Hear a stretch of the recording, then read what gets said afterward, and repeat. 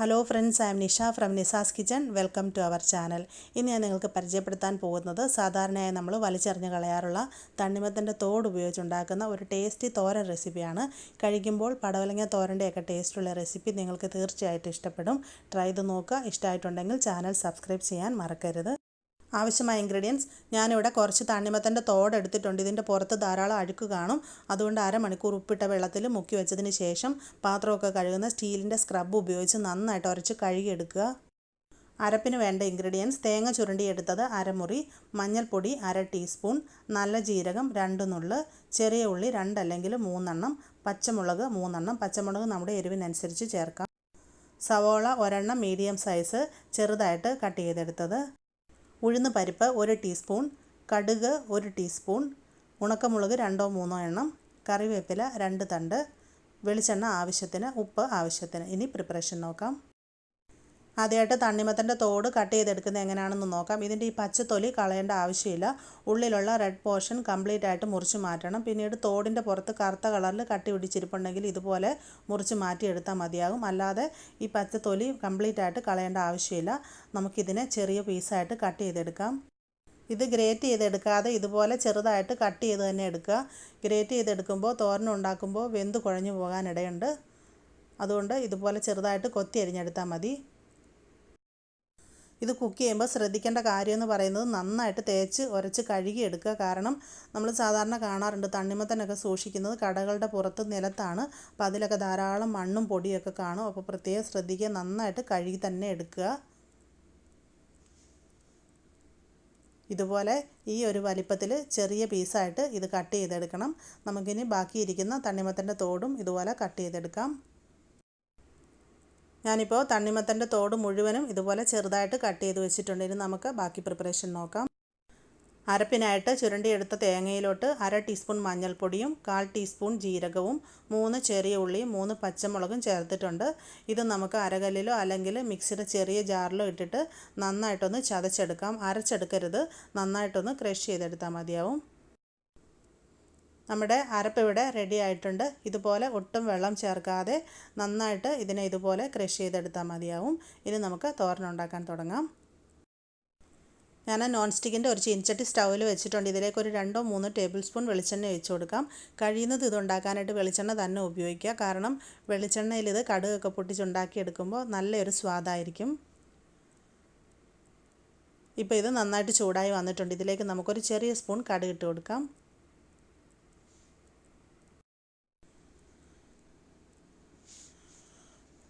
കടുക് മുഴുവനും പൊട്ടിത്തീർന്നതിന് ശേഷം ഇതിലേക്ക് ഒരു ചെറിയ സ്പൂൺ ഉഴുന്നുപരിപ്പ് ഇട്ട് കൊടുക്കാം.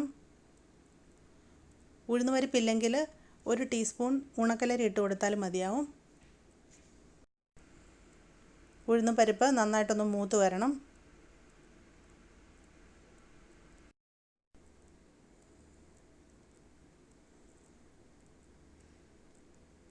ഇപ്പോൾ ഇത് മൂത്ത് വന്നിട്ടുണ്ട്. ഇനി അടുത്തായിട്ട് ഇതിലോട്ട് കട്ട് ചെയ്ത് വെച്ചിരിക്കുന്ന സവോള ചേർക്കാം. സവോള ഇതുപോലെ ചെറുതായിട്ട് അരിഞ്ഞെടുക്കുക. ഇനി ഇതിലോട്ട് കറിവേപ്പില ചേർക്കാം. 2 ഉണക്കമുളക് ചേർക്കാം. ഉണക്കമുളക് ഇതുപോലെ രണ്ടായിട്ടൊന്ന് പൊട്ടിച്ച ശേഷം ഇട്ട് കൊടുക്കുക.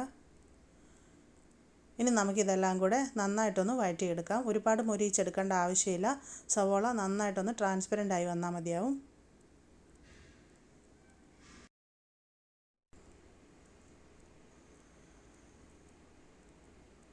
ഇപ്പോൾ സവാള നന്നായിട്ട് സോഫ്റ്റായി വന്നിട്ടുണ്ട്.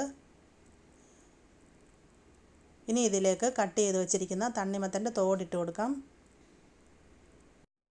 തണ്ണിമത്തൻ്റെ തോട് നന്നായിട്ട് കഴുകിയെടുത്ത ശേഷം അതിൻ്റെ പുറത്തെ വെള്ളം നന്നായിട്ട് തുടച്ച ശേഷം വേണം കട്ട് ചെയ്തെടുക്കാൻ. ഒട്ടും വെള്ളമില്ലാതെ വേണം ഇതിലേക്ക് ചേർക്കാൻ. ആവശ്യത്തിന് ഉപ്പ് കൂടെ ചേർത്ത് കൊടുക്കാം. നന്നായിട്ട് മിക്സാക്കി കൊടുക്കാം.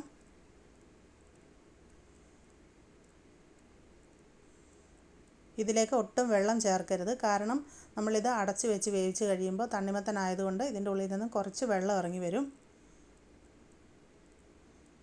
ഞാനിപ്പോൾ നന്നായിട്ട് മിക്സ് ആക്കിയിട്ടുണ്ട്. ഇനി നമുക്കിതിനെ മൂടി വെച്ചിട്ട് ഒരു 5-6 മിനിറ്റ് വെയിറ്റ് ചെയ്യാം.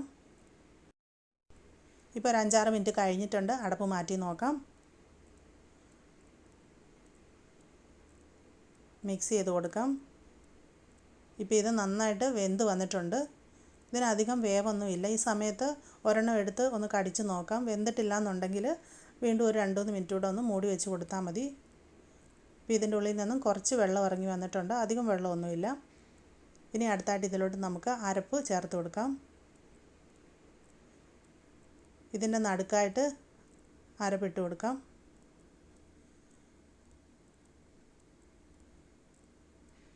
നമുക്ക് ഈ അരപ്പിനെ നന്നായിട്ട് ഇതുപോലൊന്ന് കവർ ചെയ്തിടണം. അരപ്പിൻ്റെ ഉള്ളിലോട്ട് നന്നായിട്ട് ആവി തട്ടി ഇതിൻ്റെ ഒരു റോ ടേസ്റ്റ് മാറി വരാനായിട്ടാണ് ഇതുപോലെ മൂടിയിട്ട് കൊടുക്കുന്നത്. തട്ടിപ്പൊത്തി വെക്കുക എന്ന് പറയും. ഇതുപോലെ വെച്ച ശേഷം നമുക്കിതിൻ്റെ ഉള്ളിലോട്ട് നന്നായിട്ടൊന്ന് ആവി കയറി വരാൻ വേണ്ടിയിട്ട് ജസ്റ്റ് ഒന്നും കൂടി ഒന്ന് മൂടി വെച്ച് കൊടുക്കുക. അധിക സമയമൊന്നും വേണ്ട. ജസ്റ്റ് ഒരു 2 മിനിറ്റ് ഒരു മീഡിയം ഹീറ്റിൽ ഇതിനെ മൂടി വെച്ചിരിക്കാം. നന്നായിട്ടൊന്ന് ആവി വന്ന ശേഷം അടുപ്പ് മാറ്റാം. ഇപ്പോൾ ഇതിൻ്റെ ഉള്ളിൽ നിന്ന് നന്നായിട്ട് ആവി വന്ന് തുടങ്ങിയിട്ടുണ്ട്. മിക്സ് ചെയ്ത് കൊടുക്കാം. ഇപ്പോൾ അരപ്പിൻ്റെ ഒരു പച്ച ടേസ്റ്റൊക്കെ മാറി വന്നിട്ടുണ്ട്. ഇനി നമുക്കൊരു 2-3 മിനിറ്റും കൂടെ ഇതിനെ ലോ ഹീറ്റിൽ ഇതുപോലെ തുറന്ന് വെച്ച് മിക്സ് ചെയ്ത് കൊടുത്തുകൊണ്ടിരിക്കാം. ഇതിൻ്റെ ഉള്ളിൽ കുറച്ചൊരു വാട്ടർ കണ്ടൻറ്റ് കൂടെ ഉണ്ട്. അതുകൂടെ ഒന്ന് മാറി നന്നായിട്ടൊന്ന് ഡ്രൈ ആയിട്ട് വരണം. ഇടവിട്ട് മിക്സ് ചെയ്ത് കൊടുത്തുകൊണ്ടിരിക്കുക. നന്നായിട്ട് ഇതുപോലെ ഒന്ന് സെപ്പറേറ്റ് ആക്കി ഇട്ട് കൊടുക്കുക. കൂട്ടിയിടരുത്.